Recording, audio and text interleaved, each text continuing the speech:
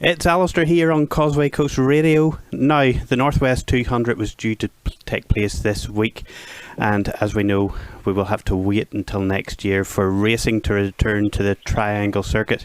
However, on the line today, I am joined by motorsport legend turned commentator Steve Parrish. Hello, Steve. Good morning, Alistair. So, Steve, you are the voice of the Northwest 200 on our televisions throughout the event. How are you feeling that the event's not taking place this week?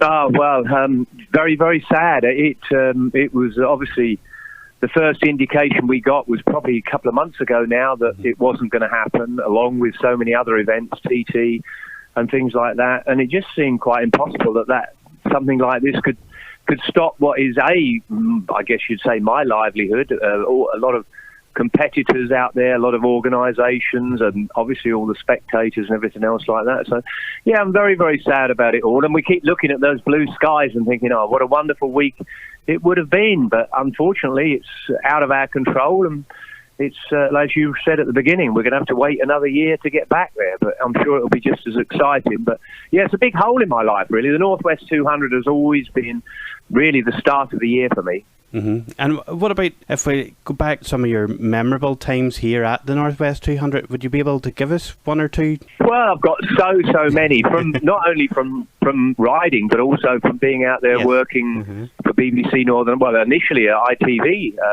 Ulster TV. I started out, but no, racing-wise, my first year I came there, I had a fantastic new motorcycle, an RG 500, which was the bike that went on to dominate Grand Prix racing. And my sponsor was a builder from Guildford called Dave Moore, and he got this bike. And the first time we uncrated it was at the Northwest 200. And it was so fast, but it never completed a lap. It kept seizing up. So I have lots of memories of pushing it back and sitting in gateways and having cups of tea with friendly people when the bike kept seizing up. But it was a disaster for me that first year, and I learned the circuit, but I didn't get to finish any races because we had so many problems with the bike. But then over the years, not only the racing, I've had lots of podiums at the Northwest 200, and everything was so good. And then, unfortunately, there's some sad times as well. There was some deaths out there that we know with, some great people. My teammate Tom Heron, of course, in '79 was rather tragic. But over the years, I'm afraid that's part of it. But for me, I think my memories of the Northwest are really the hospitality and the friendship and people that you meet. Particularly back in the early days, we would all borrow people's garages in the town of Port Stewart. I used to have a double garage down there where we had endless cups of teas and cakes coming out to us. And then we'd put our bikes in the van and take them up to the start and park up on the grass. And that type of thing really was sort of some of my great memories. And, of course, wonderful games of golf out there, the charity events that have taken place. I used to go water skiing on the river down there. It always seemed to be a bit warmer in the years gone by. I think that's just my memories, probably. But I have so many. And then, of course, moving on to commentating out there with Richard Nichols and just having an awful lot of fun being involved with the whole event and seeing riders actually enjoying the whole event, because there is a few days off where they can go off and meet some of the fans and, as I said, play a bit of golf, go fishing, doing whatever you want to do on that beautiful part of the world. What would you actually say is the draw for the riders to the Northwest 200? Is it the actual thrill of that triangle course? I think a lot of it is, well, there's two things. One is that it is the sort of very much the start of the road racing season. So a lot of riders that we're talking about here, as in Hutchie, Michael Dunlop, Alistair Seeley, Glenn Irwin, Dean Harrison, John McGuinness, Lee Johnson, you name it, all those guys are desperate to get out there to try the bikes out on the roads. There's no doubt that a lot of riders do use it as their test for the TT, because that comes up normally in 2 or 3 weeks' time afterwards.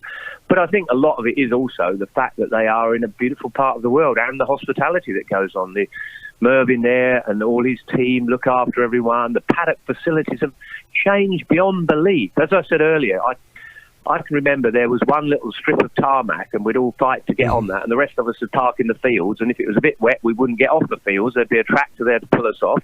If you went to change your carburettor jets, you dropped them in the grass and never found them again. It was all very much like that, with people milling around and always someone willing to give you a lift out of the van onto the thing.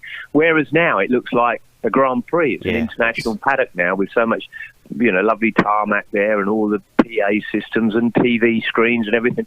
It's hard to even believe that, well, I guess it's 40 years ago when I started going out there, but how much it has changed and evolved into what is now a huge, big international event, and it looks very much like one. Whereas, as I said, in the early days, it was just that 9-mile triangle and a field where you park, and that was it. Do you have a favourite part of the circuit? Well, I think one of the sort of things that everyone knows about the circuit is the slipstreaming that goes on, and it's actually quite a tactical race. You know, it's no good just going out there and being the fastest guy, because it is very much about thinking where you want to be the fastest and where you want to be in front. And we've seen it so many, hundreds of times as a rider and as a commentator. I've often thought I'm going to win the race coming down the Metropole, and then 3 people slide past you on the slipstream, and away you go. And now I guess it's Juniper chicane where it all seems to happen, and those last little inches of outbraking one another and things like that. But yeah, I'd always loved the faster corner. Station Corner was always somewhere that was so imperative to get right, because you carried your speed all the way down to University. And again, I remember, of course, the Mathers, which back in the day was, you know, basically nearly a flat-out corner, and again, so important. So I love the tactical side of it. I think the fact that you just had to try and work out where you wanted to be, at what point on the last lap, and go for it up through Juniper there. But yeah, just some really very fond memories. I had wonderful fishing trips out there that used to get organised. I remember with Mick Grant, Roger Marshall, and all those old guys like myself that used to come out and do it, and then going water skiing, and just, it was like a big holiday camp with some racing thrown in. I hear you're a bit of a practical joker too, and I was looking through Twitter there, and you had a wee story about a time at a Portstewart hotel. Is that right?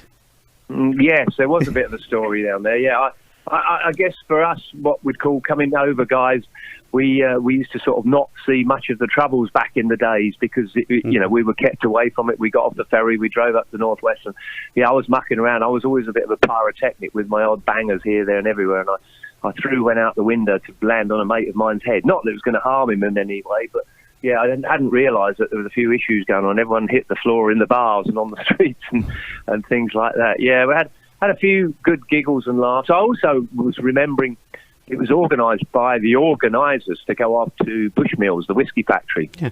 And I do remember that we started testing it, and we probably tested it a bit too much.